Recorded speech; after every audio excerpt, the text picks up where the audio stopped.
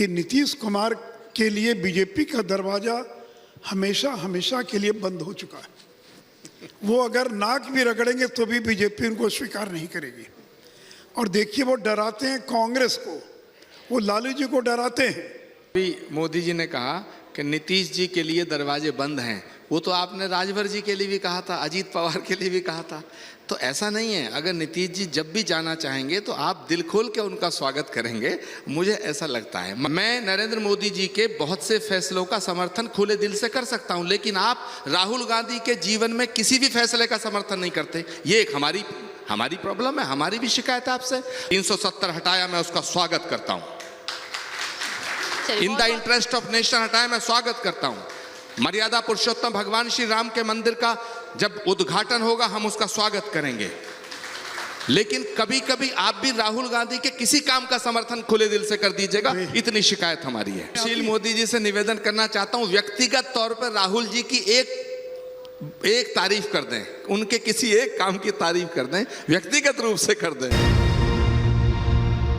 इसलिए आरक्षण के मुद्दे पर, ओबीसी के मुद्दे पर, जातीय सर्वेक्षण के मुद्दे पर कांग्रेस कभी भी भारतीय जनता पार्टी का मुकाबला नहीं कर सकती। और इससे मैंने कहा कि मंडल भी हमारे साथ है, कमंडल भी हमारे साथ है। नहीं, आपने ठीक कहा मोदी जी। उत्तर प्रदेश चुनाव में भी ये रिफ्लेक्ट हुआ था कि कैसे नॉन यादव ओबीसी वोट जो है गैल्वेनाइज हुए थे योगी आदित्यनाथ जी की तरफ। मेरा अगला सवाल ये है मोदी जी कि अब दिख रहा है कि नीतीश कुमार प्रधानमंत्री पद के रेस से बाहर हो चुके हैं, तो क्या फिर आपके तरफ आ सकते हैं वो दोबारा?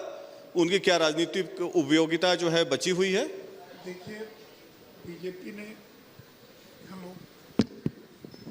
हेलो देखिए अमित शाह जी ने साफ कर दिया है कि नीतीश कुमार के लिए बीजेपी का दरवाज़ा हमेशा हमेशा के लिए बंद हो चुका है।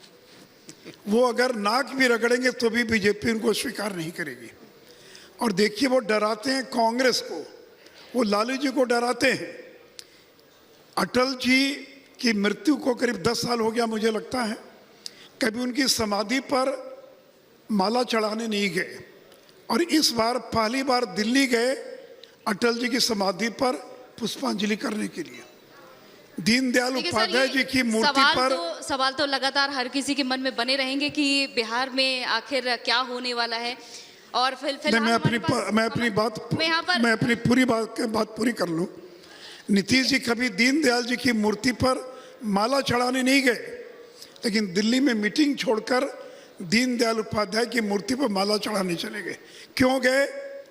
वो कांग्रेस को डराते हैं, समय की थोड़ी राजद को डराते हैं और कि अगर गड़बड़ करोगे तो मैं बीजेपी के साथ फिर चला जाऊंगा।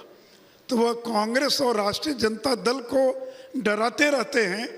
लेकिन मैं कांग्रेस के लोगों को, आचार्य प्रमोद जी को आश्वस्त करना चाहूँगा कि अब इस जन्म में तो नीतीश कुमार को कभी बीजेपी स्वीकार नहीं करेगी। और फिर उनके पास बचा क्या है? उनके पास वोट कहाँ है? उनका वोट तो खत्म हो चुका है। अगर उनके पास वोट की ताकत होती तो असेंबली के चुनाव में 44 सीट कैसे आती उनको? केवल 44 सीट मिली उनको। तीसरी वो जमाना चला गया, हर व्यक्ति का एक जमाना रहता है। अब नीतीश जी के पास कोई वोट की ताकत नहीं बची है, बल्कि वो बोझ है किसी भी गठबंधन के लिए। ठीक है सर, बहुत बहुत शुक्रिया हमारे साथ इस चर्चा में शामिल होने के लिए। तो हम इस चर्चा को इसमें एक चीज मैं जोड़ना चाहता हूं। अभी मोदी जी ने कहा कि नीतीश जी के लिए दरवाजे बंद हैं, वो तो आपने राजभर जी के लिए भी कहा था, अजीत पवार के लिए भी कहा था। तो ऐसा नहीं है, अगर नीतीश जी जब भी जाना चाहेंगे तो आप दिल खोल के उनका स्वागत करेंगे, मुझे ऐसा लगता है। मगर अब वो उनका फैसला है, वो क्या करेंगे। पर मेरा निवेदन आपसे ये है कि ये कब तक मंडल और कमंडल में इस देश की राजनीति को अटकाए भटकाए रखा जाएगा। अब वक्त आ गया है जब इस देश में रहने वाला केवल 2 जाति हैं, एक अमीर एक गरीब। गरीबों का उत्थान करिएगा और अमीरों के पतन की बात मत करिएगा, तो शायद ये देश और सशक्त होगा। इस जातिवाद की राजनीति से हमें मुक्त होना पड़ेगा, चाहे कोई भी पार्टी हो। आप तो नरेंद्र मोदी जी की बात कर रहे हैं। जो नरेंद्र मोदी जी ने अभी भाषणों में कहा, मुझे पता नहीं प्रमोद जी कांग्रेस को रिप्रेजेंट कर रहे हैं यहाँ या बीजेपी को रिप्रेजेंट कर रहे हैं। सर हम जानते हैं बहुत सारी बातें हैं करने को। सर आप दोनों से रिक्वेस्ट है, आप बहुत सारी नहीं, बातें सवाल करें ये और नहीं हर है। किसी के सवाल मन में बना सवाल हुआ। एक बड़ा इंपॉर्टेंट सर- है। मैं नरेंद्र मोदी जी के बहुत से फैसलों का समर्थन खुले दिल से कर सकता हूं, लेकिन आप राहुल गांधी के जीवन में किसी भी फैसले का समर्थन नहीं करते। ये एक हमारी प्रॉब्लम है, हमारी भी शिकायत है आपसे। हम विपक्ष में हैं या आप पक्ष में हैं, या हम पक्ष में आप विपक्ष में हैं, खुले दिल से बात होनी चाहिए, राजनीति सिद्धांत पे होनी चाहिए, किसी में व्यक्तिगत शत्रुता की गुंजाइश नहीं है। मैं कहना चाहता हूं नरेंद्र मोदी जी ने जो फैसले लिए, 370 हटाया, मैं उसका स्वागत करता हूं।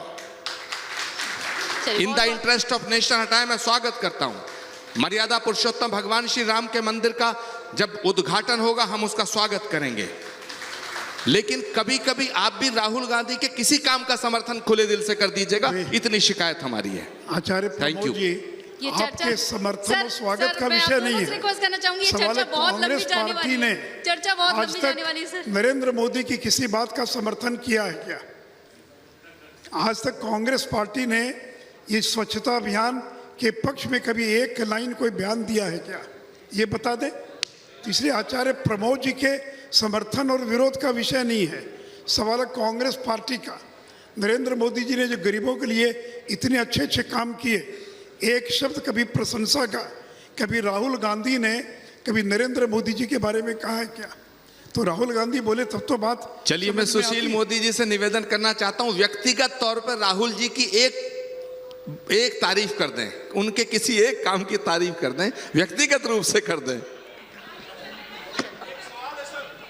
अच्छा चलिए, बहुत बहुत शुक्रिया आप दोनों का हमारे साथ इस चर्चा में शामिल होने के लिए। हालांकि